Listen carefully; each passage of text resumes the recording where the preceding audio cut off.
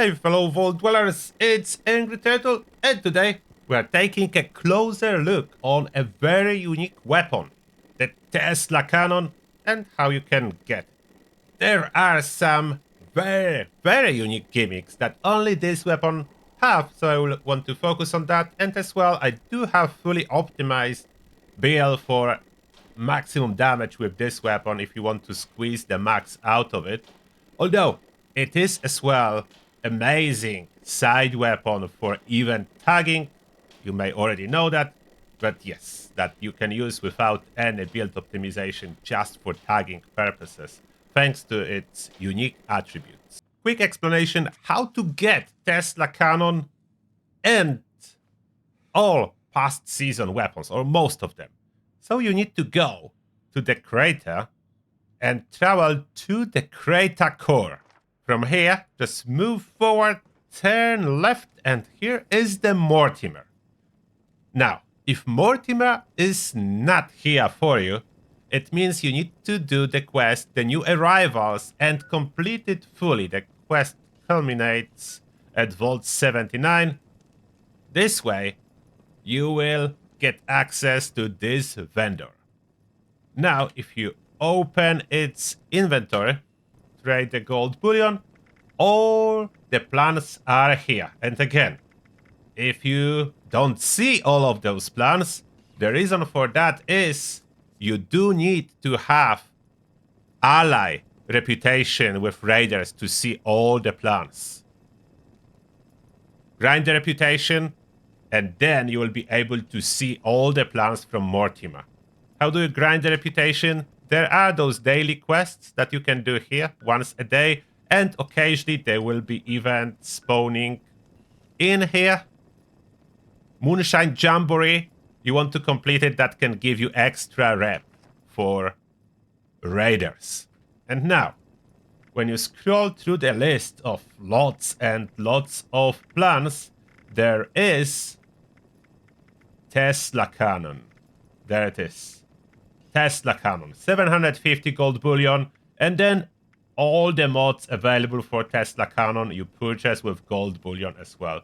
You cannot get any mods by scrapping Tesla Cannons. You need to buy all the mods with gold bullion. So it may be a bit of gold bullion. And that's out of the way. Back to the weapon. Let's start with a quick look on the possible modifications for this weapon. Like, there is a lot of different receivers you can use.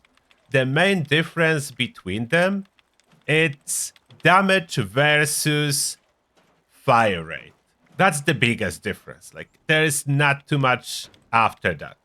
It may seem like there is a lot, but damage versus fire rate of the weapon is the biggest difference, and a lot of them is very similar. Like, some basically a little bit less damage, a little bit more, a little bit more.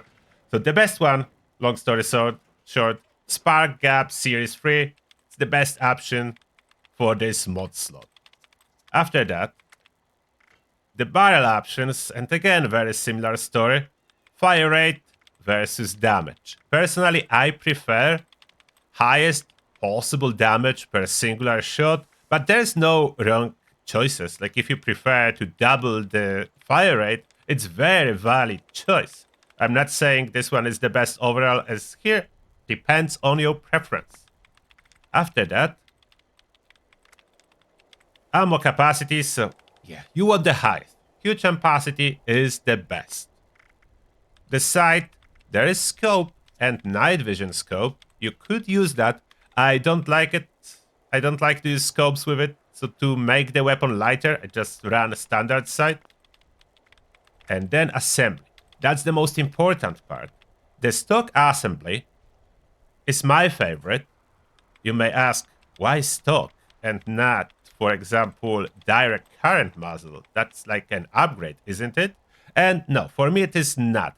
It reduces slightly the durability of the weapon, and the special effect targets damage resistance reduction of 20% for 6 seconds. That apply as well if I hit myself. So I'll be losing damage resistance, and I don't want that. In case of enemies, it doesn't matter, as this weapon is fully energy damage, so why would I reduce the damage resistance, the ballistic damage resistance on enemy, if I only care about energy part? So I like the stock assembly, and then the second valid option is alternate current muzzle. It looks like it's losing a lot of damage. It's not really losing a lot of damage. What this muzzle does, it takes away the explosive component, that's the damage lost, and instead gives you a classic Tesla chain effect, which is nice if you don't want to accidentally hit yourself and you want to main this weapon. You can absolutely use it. It's quite solid, but with this configuration, it is not as good as regular Tesla. So regular Tesla weapon is better than alternate current heavy Teslas. That's a heavy Tesla. So stock assembly it is for me. About the legendary effects, I did test several different options. Like quad is really decent, as it helps you get stacks of bullet storm. But the best overall, after a lot of testing, is Furious and Explosive on the second star. So Furious Explosive. About third and fourth star, not very important. I'm testing this polished, but yeah. It is losing durability relatively fast, even if you slow it down as much as possible. Nevertheless, polished remains the most effective 4-star if you can be bothered to keep going back after a couple hours and repairing it on the workbench to 200% condition, as that's required. At this state, with a little bit of lost condition, it is already losing a tiny bit of damage. You can check that on effects tab. Polished 54% bonus at this moment. So it's already lost 6 percentage points. So yeah, not perfect. But hey, it is how it is. About the build, I will not discuss it here, as that's not truly a build video. It's more like a spotlight for the weapon. But I will show you everything I have and important parts about the weapon. So that's what I'm running. Still full health build, there is a reason for that. You don't want to run this setup with low health. I have everything that can boost damage, including Bullet Storm, but only regular 10 stacks. As without quad, I will not be able to really exceed it. So just Bullet Storm and Lock and Load. All the damage under Perception that I could squeeze. There is decent amount of tankiness. The fireproof is important, as this weapon hits hard, especially yourself. Demolition Expert, very important if you are running explosive version. Science boosts its damage. Gunsmith to make it break even slower. All onslaught stuff. The reverse onslaught is possible if you don't run explosive mode. With explosive mode, it's losing too many stacks, and regular one is much better.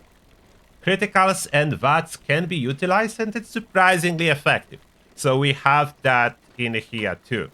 About armor, if you really want to consider running it a lot as your main weapon, Assassin and Dense on a torso strongly recommended to reduce self-inflicted damage, as this explosive damage is really high indeed. Now, performance of the weapon is surprisingly good. It is surprisingly good performance if you decide to main it, so no power armor single shot heavy type of build. Look at the performance. So headshots, VATS accuracy, really good. There is no problem with getting those headshots, and level 100 super mutants will die with a little bit of kill streak. So now I have kill streak, so level 100 will die. The criticals, that was a critical, I hit like 5k. A lot of enemies is being hit, but the most important effect is ability of this weapon to punch through walls. Punching through walls, it's the effect we really have it for. In tough scenarios that you cannot really figure out where the enemy is, you can shoot the wall and now damage numbers will pop. This is hit on enemy or some object that can be destroyed. So you can see damage numbers. You see I damaged this doggo even before it appeared for me in here. I'm shooting walls over there. I see there are enemies in this section. Like all those damage numbers help you locate as well. So we have localization, plus minus, and count of enemies. This is super handy in the scenario where you cannot really reach enemy. In here, I can reach enemies, so that's not a problem. And enemies that are very close to the edge of the range will not actually take damage, will only display numbers. Those are far away from the impact point will not truly take damage. The ones that are closer to the impact point will die through the walls. There is nice area of effect damage on the weapon. So this super mutant took the damage through the walls, like lost half of its health. And look at my health. I am losing health by shooting it. If I shoot very close to myself, even with Assassin set, it does pack a punch. But critical, look at that. It's dead already. About the stacks of Onslaught, so if you don't shoot a lot and there is like one enemy, those are slow. And in this case of this West, like some of them got heart attack. But if there are multiple enemies, you can see I have 10 stacks after 2 shots. So it all depends how many enemies I hit in singular shot. Can I hit it? Yeah, there we go. 12, 13, 20 stacks in almost no time if there are several enemies around. Another hard to access spot, so I know there is super mutant, I don't need to go there. I shoot over there and I should be able to kill it. The explosive portion of the damage is not as huge as impact, so it takes a little bit, but I did kill the super mutant over there, firing several times just over the ceiling, and entire room was wiped out with explosive of a Tesla. The range of the weapon is really good. And now a handy area to test the range of the weapon around the fissure side. And look at that, there is absolutely no problem with the range. The VATS accuracy is great, I would say. It's amazing VATS accuracy, and we do have explosive on the second star and not VATS accuracy. As explosive is very important for this configuration. Second star, explosive, the most impactful on overall damage. Now look at the Scourge Beast. So damage against the Scourge Beast are decent, but legendary 1-star Scourge Beast is very tough. So we cannot really kill it as easily as it would be possible with Gauss minigun, for example. It is really decent damage. Not perfect boss killer when there is only one enemy. You can still destroy a legendary 1-star Scourge Beast. It's not a problem, just not as fast as other weapons offer. So this is a Tesla cannon for you and all its secrets, how to get it, how to optimize if you really want to push maximum damage out of it. Let me know what you think about the weapon. Do you like it? Are you considering using it more? Do you already maybe have it in your arsenal? Let me know. And that being said, thank you for watching and see you all in the next one.